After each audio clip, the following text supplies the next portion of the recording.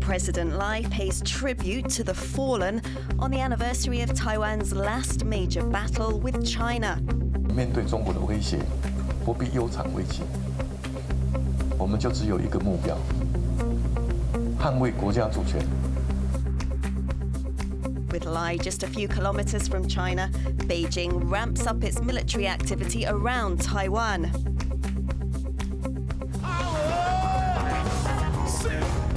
The Democratic National Convention finished strong after 4 days in Chicago with big-name politicians and musical talents.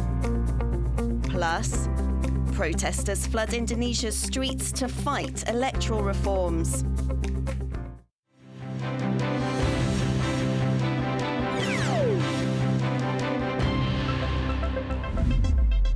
A very warm welcome to TaiwanPlus News. I'm Louise Watt.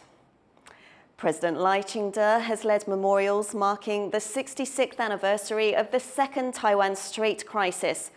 The conflict on the outlying islands off China's coast left hundreds dead and was the last major battle between China and Taiwan.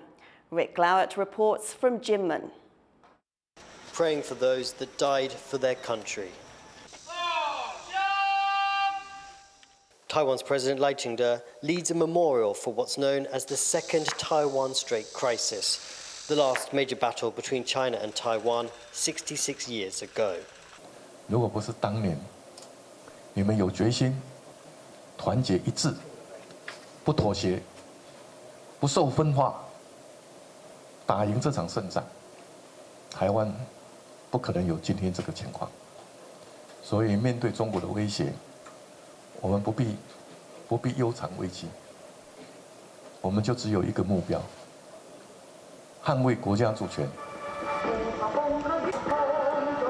Hundreds died here on Taiwan's Kinmen Islands that lie just kilometers from the Chinese coast. The Chinese communists hoped their 1958 offensive would be a stepping stone to taking the rest of Taiwan and finishing off the nationalists that had retreated there after losing the Chinese Civil War in 1949. All across these islands, cemeteries, bullet holes, craters and military bunkers are clear reminders of China's attempts to take this land by force. Though people here fought off China's invasion more than 60 years ago, China never renounced its claims to Kinmen and the rest of Taiwan. Now these islands are once again finding themselves on the front line of China's aggression.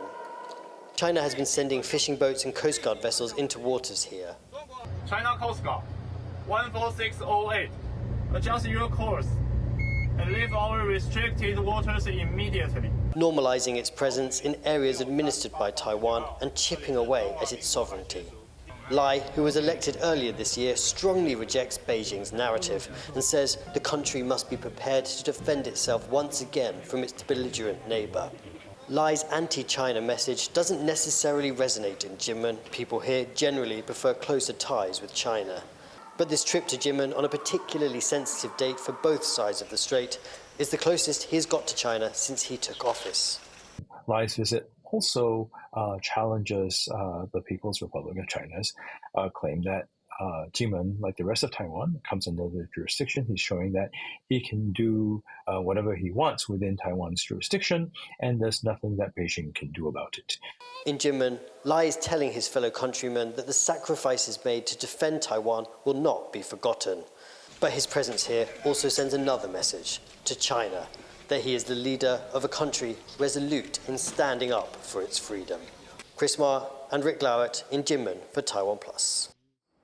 There's been a surge in Chinese military activity around the country, with China sending almost 70 military planes near Taiwan.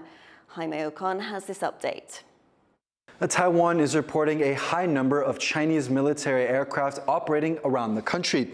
In the past 2 days, Taiwan has recorded 68 Chinese planes flying around the country. But we're going to look at activity from the past 24 hours.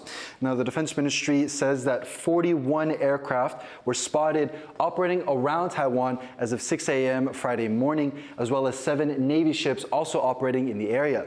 Now, flying a little bit closer to Taiwan are 32 Chinese military aircraft that breached Taiwan's air defense identification zone. That's this box right here that surrounds the country. Now, this zone doesn't really belong to Taiwan, but it's used by the military as a defensive buffer. Now, what's interesting about this incursion is that it comes just one day after a U.S. guided missile destroyer sailed and transited through the Taiwan Strait in what it calls a freedom of navigation exercise. This means that the United States isn't afraid of sending ships so close to China and that can sail anywhere within international waters. Now, for more on why this activity is significant, I spoke to Ben Lewis. He's a security analyst based in D.C. that tracks Chinese military activity around Taiwan. Well, I think it is significant. For one, the number we're talking about is well above average. 32 should be considered a kind of a major incursion into the ADIZ. And it comes kind of in the face of one President Lai's visit to Kinmen for the anniversary of the A-23 artillery battle of the Second Taiwan Strait crisis. And it also comes immediately following a U.S. warship transiting the Taiwan Strait. But kind of in the broader scheme of things, in the last 3.5 months, since President Lai took office, there's been an unprecedented surge in Chinese military activity around Taiwan. So we have now surpassed the yearly record for the number of Chinese aircraft tracked inside the ADIZ. That was 1,738 in 2022. With tonight's report, we're up to over 1,770. So we've blown past that record, and it looks like we're not going to stop anytime soon. You also mentioned this U.S. warship transit in the Taiwan Strait. What was the United States trying to signal to China with this operation, and why was China upset with this? Well, all Taiwan Strait transits are intended to signal the same thing, whether U.S. ships or U.S. and allies and partners or just other states in general, which we've seen this year. And that's the Taiwan Strait is international waters at the end of the day. And all states have the right to transit through international waters. Now, China doesn't feel that way. China, views that the Taiwan Strait is an internal body of water for China because they claim Taiwan as part of the People's Republic of China.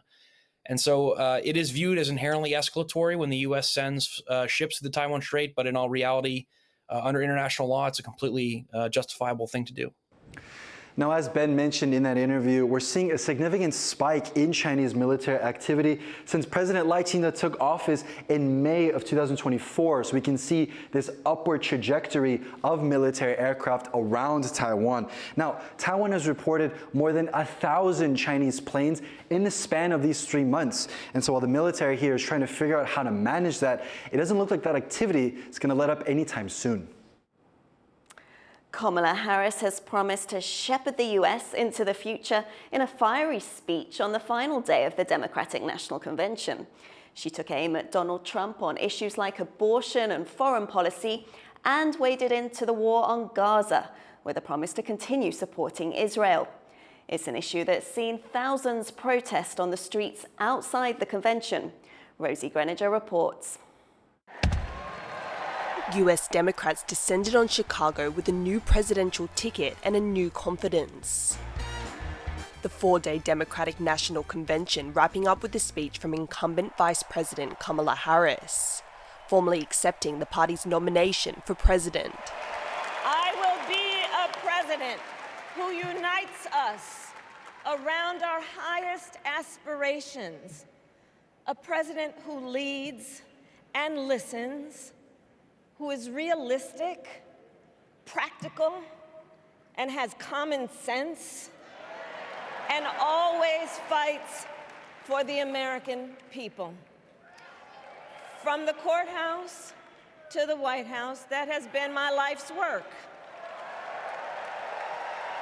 Harris first appeared at the convention on day one, specifically to thank President Joe Biden for his leadership. Just a month ago, he was running for re-election and set to be the party's nominee.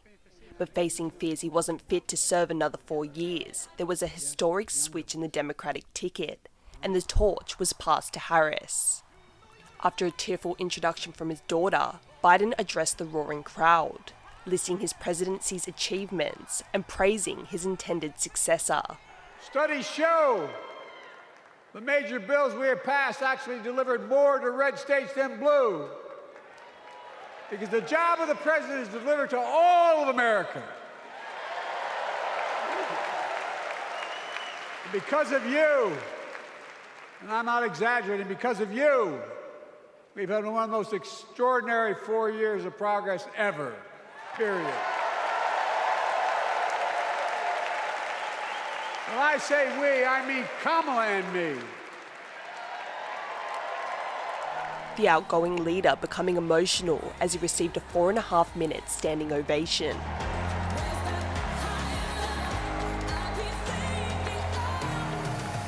Supporters basked in the 4-day event's electric atmosphere, with star-studded performances and appearances from the likes of television host Oprah Winfrey, Little John, John Legend, Pink and Stevie Wonder. Also present to endorse Harris's candidacy, prominent Democrats including Hillary Clinton, the first woman chosen as a presidential nominee, former House Speaker Nancy Pelosi, and former US Presidents Bill Clinton and Barack Obama. Many taking aim at Republican candidate Donald Trump. We do not need 4 more years of bluster and bumbling and chaos. Speakers used the event as a platform to promote party policy, including defending abortion laws, preventing gun violence, the expansion of healthcare access, raising the minimum wage, and lowering the cost of education. When we Democrats talk about freedom, we mean the freedom to make a better life for yourself and the people that you love. Freedom to make your own healthcare decisions. And yeah, your kids' freedom to go to school without worrying about being shot dead in the hall. Outside the convention venue, thousands of pro-Palestinian demonstrators urged the government to do more internationally and end the war in Gaza. Their calls not unheard and acknowledged by many inside the arena. The enthusiasm and determination to lead from what they're calling a place of renewed hope palpable as the Democrats end this historic convention. With the race remaining tight and only 73 days left until the elections, the tens of thousands here eager to do what they can to put their nominees at the country's helm. Dolphine Chen and Rosie Greninger for TaiwanPlus. For more on the foreign policy side of Kamala Harris's speech, reporter Chris Goran spoke with Derek Mitchell, Senior Advisor at the Center for Strategic and International Studies. So Kamala Harris's DNC speech has just wrapped up. What are your initial thoughts? Well, yeah, she just got off the stage. I think it's quite motivating. The whole convention, the 4 days of it for Democrats like myself, quite rousing, quite motivating. I thought her speech was excellent, and it's going to leave Democrats really motivated to go out there and take it to Trump through November. Harris did have a quite animated portion of her speech about foreign policy. What stood out about that section to you? But I was very pleased to hear her put that in at the end, and it was really a full-throated endorsement of what used to be mainstream bipartisan U.S. foreign policy, which spotlights alliances, spotlights American engagement. I thought those statements of strong principle very important, particularly because the speech was, for her, an introduction to her. I mean, we know that she's really gotten this nomination in the past 4 weeks, and most Americans and most people internationally don't know who she is. Harris made no mention of Taiwan during her speech and only had a quick line about China, a stronger focus on Ukraine and the Middle East. Did you find that to be significant? So I think Ukraine was very easily accessible to the American audience. People understand that viscerally. They'll understand Iran viscerally. I think Taiwan is a little bit more of a, I think people in America understand Taiwan, but, we have a policy of strategic ambiguity, and there's a lot of nuance around that question. But I think for Democrats and for Harris, there's not going to be any nuance or any break from the way Biden has addressed the question.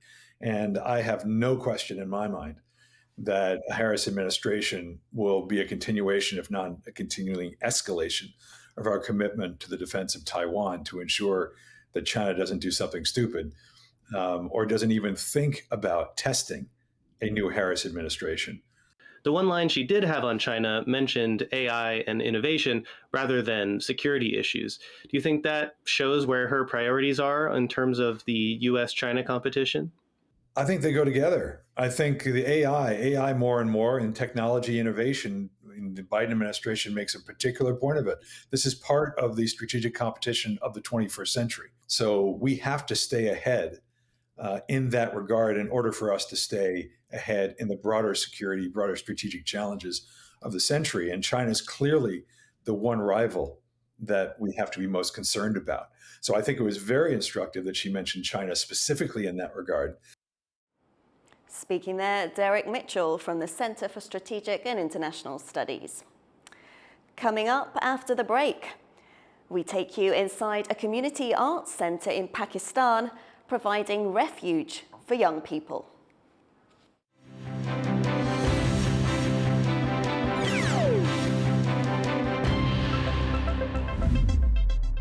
Start your weekend with a cup of coffee and a moment to reflect on what happened this week. Hello and welcome. We've got you covered, from defense and politics to high tech and the arts. Not just to Taiwan, the whole world is watching. You make the coffee, we make the news. Here's what happened on TaiwanPlus.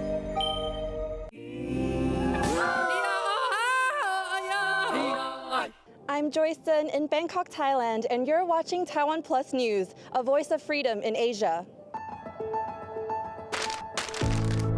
In the face of adversity, the power of truth.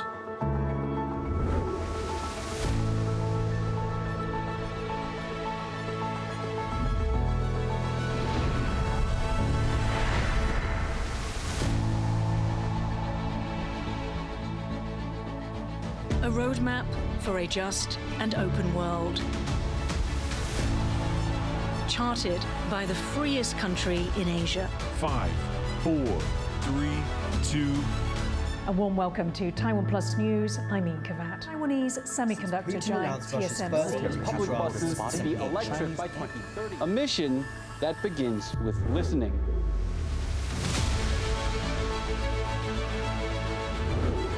And telling the stories of Taiwan. In Taipei for TaiwanPlus. Drawing insight from original thinkers. And sharing it with the world.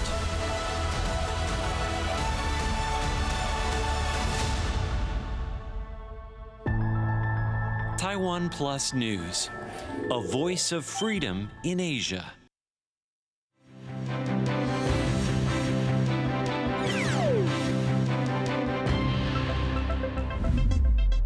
Welcome back. You're watching TaiwanPlus News. Thousands of Indonesians have taken to the streets to protest proposed electoral reforms that critics are calling undemocratic. The government says it will shelve the reforms for now, but protests continue. Gino Lopez reports. Protesters scale the fences outside the Indonesian parliament, gathering in the thousands, angered by controversial electoral reforms being pushed by the country's legislators. Aksi ini masih dengan seperti ini, bagaimana kami menuntut pimpinan dalam hal ini DPRD provinsi untuk turun menemui kami dan memberikan satu dukungan. Pernyataan bahwa dia pun menolak hasil putusan dari DPRD karena sudah tidak lagi berpihak pada rakyat. Protests erupted across at least 7 major cities, decrying the national government's attempts to bypass vital constitutional court rulings regarding this year's incoming regional elections. A few days earlier, the country's constitutional court ruled that candidates must be 30 years old at the time of filing candidacy, which would disqualify the youngest son of outgoing President Joko Widodo, Kaesang Pangarep, rumored to be gunning for a seat as governor. The court also ruled that minority parties would now only need a lower threshold of representation in regional assemblies to field candidates for the elections. The rulings were seen as popular among the public. The people are very more optimistic with the Constitutional Court ruling right now because it will actually lead them to have more options for the regional election. Nepotism, I think, is one of the things that is being challenge here. But within just 24 hours of the ruling, the country's national parliament held an emergency meeting to pass reforms nullifying the court's rulings. This enraged many Indonesians, who saw it as a sign of tampering with the country's democracy. Online, thousands of Indonesian accounts posted a blue screen with the words "emergency alert," while many more took to the streets with banners condemning political dynasties and defending the constitution. Storming the parliament in a fit of rage. Police responded with tear gas and water cannons to disperse protesters. For now, the government has shelved its planned electoral law reforms, which would have overridden the court's rulings. Though pleased at the development, protesters say they won't hesitate to take to the streets again to make sure the government continues to respect the country's democratic foundations. Devin Tai and Gina Lopez for TaiwanPlus. US human rights officials have met with Tibetan spiritual leader the Dalai Lama during his first trip to the United States in 7 years. At a meeting in New York, the officials reaffirmed Washington's support for Tibetans' human rights. The Dalai Lama has been visiting the US to undergo a knee operation. Beijing says the Dalai Lama is a separatist and criticized his visit. China is allowing more tourists to visit part of Taiwan, ending years of travel restrictions. Fujian province has resumed processing visas for independent and group travelers visiting the Matsu Islands, which are just off its coast. But Beijing's restrictions on tourism to other parts of Taiwan remain in place. Officials from Taiwan's Kinmen Islands, which are also close to China, have traveled to Beijing to discuss the ban. They say they're hopeful they will see tourists again soon. Taiwan's government has welcomed the developments. 政府欢迎更多的陆客到金门马祖旅游，这个是我们再三表示过的。陈委员这个行程我们也都知道。那如果陈委员此行有任何进展，就是能够让陆客来到金门的话，我们都非常乐见。Taiwan is taking aim at cancer and is putting its money where its mouth is, setting aside millions of US dollars for cancer drug research. The Health Ministry says it will spend more than $150 million on research into new cancer drugs. Just over $200 million US dollars will be used to expand cancer screening programs. Cancer treatment is one of the biggest costs for Taiwan's national health insurance system. By expanding research and screenings, the committee aims to raise life expectancy from 79 to 82 years. To Pakistan now, where, despite a worsening economic crisis and a surge in street crime, a community centre is offering young people a glimmer of hope. Jonathan Kaplan takes a closer look at Karachi's House of Love. Karachi, a megacity of 20 million people.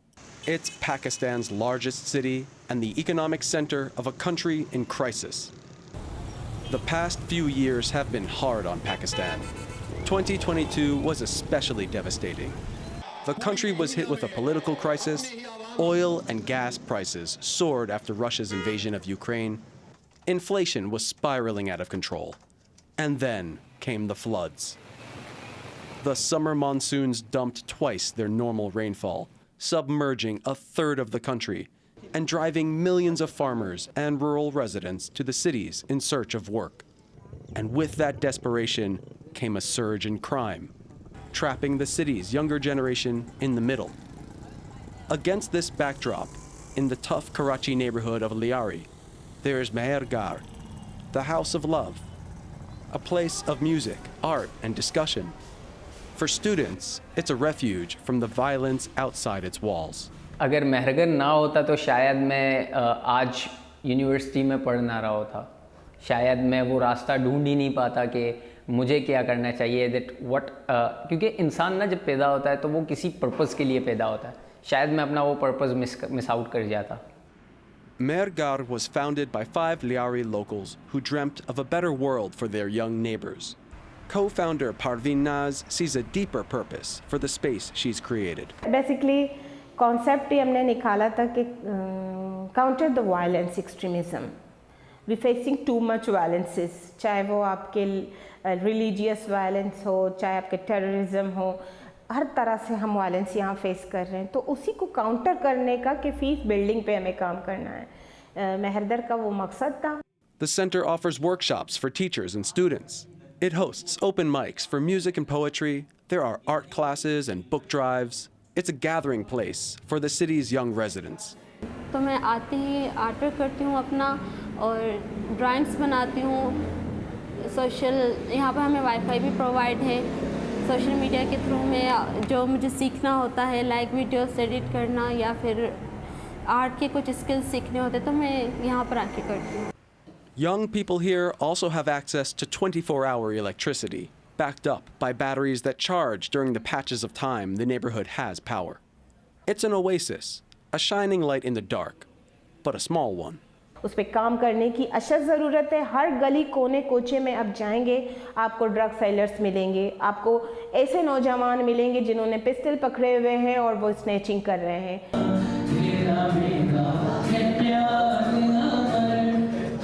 There are no easy answers to Pakistan's woes or the long wave of violence that has its citizens on edge. But for the young people of Karachi's Liari neighborhood, at least there is still a place for hope. James Lin and Jonathan Kaplan for TaiwanPlus. Thank you for watching TaiwanPlus News. You can visit the TaiwanPlus website or follow our social media for more stories from Taiwan and around the world. Finally, let's play out with some images from the St. Petersburg Flower Festival. I'm Louise Watt. Have a great weekend. We'll see you next week.